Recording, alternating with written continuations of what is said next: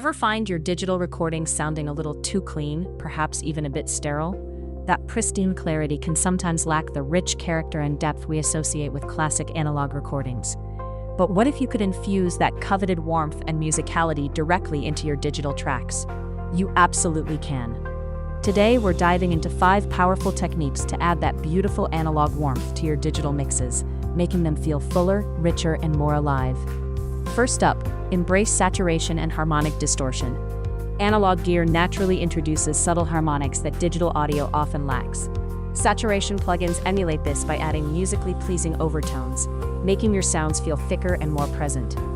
Start by applying a gentle tape or tube saturation plugin, like Soft Tube Saturation Knob or SoundToys Decapitator, to individual tracks or buses. Don't aim for obvious distortion. Instead, dial it in subtly until you feel the sound gain body and richness, often in the low mids. Next, harness the power of tape emulation. Analog tape machines are legendary for their ability to impart warmth, subtle compression, and a pleasing frequency response. Plugins like Waves J37 Tape, UAD Studer A800, or Baby Audio TAIP meticulously model these characteristics. Try inserting a tape emulation plugin on your master bus or drum bus. Experiment with different tape formulations and tape speeds for varying tonal flavors, from vintage grit to smooth, high-fidelity warmth. This can glue your mix together and add a beautiful sense of depth.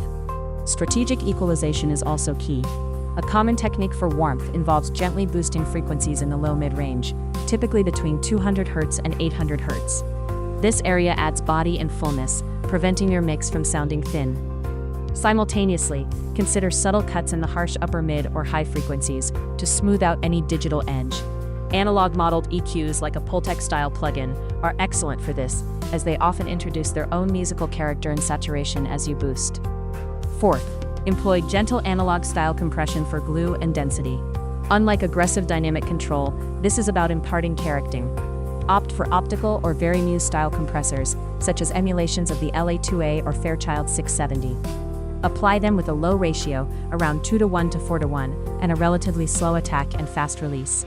The goal isn't to squash dynamics, but to subtly round off transients, add sustain, and infuse a creamy or glued feel, especially on vocals, bass, or the mix bus. Finally, master your gain staging. This is crucial for getting the best out of analog-modeled plugins.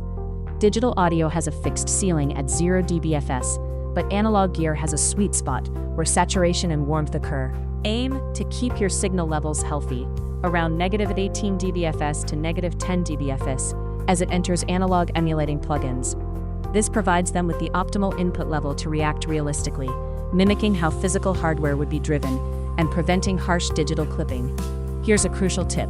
Subtlety is your best friend when adding warmth. It's easy to overdo these effects, leading to a muddy, distorted, or overly colored mix. Apply each technique sparingly, often just a few decibels or a slight turn of a knob. The goal is to enhance, not overwhelm. Continuously bypass and re-engage your plugins to ensure you're making a positive difference, and always trust your ears. If it sounds good, it is good. Adding warmth to your digital recordings is an art, not a science, and these techniques will give you a fantastic starting point. Experiment, listen critically, and have fun transforming your sterile tracks into rich, vibrant soundscapes. Ready to deepen your audio production skills? Start learning today at Sikho.ai.